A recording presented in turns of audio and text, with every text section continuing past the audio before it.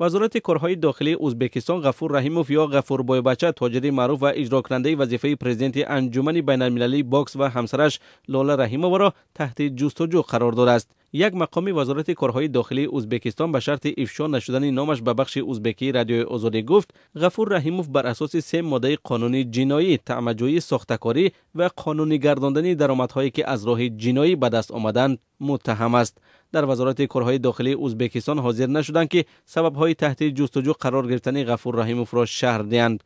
غفور رحیموف که در گذشته یکی از رهبران عالم جنایی ازبکستان نام برده میشد، آخر سال گذشته بر روی خط سیاه وزارت مالیه آمریکا نیز وارد شد.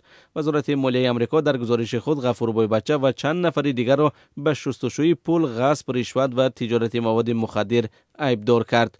4 سال قبل نشریه نووای گازت چاپ مسکو نیز با تکیه به معلومات خدمات مخصوص روسیه نوشت که نفوذ غفور رحیموف در سالهای 90 به سطحی رسیده بود که تا 15% صنعت پخته ازبکستان را زیر نظارت داشت.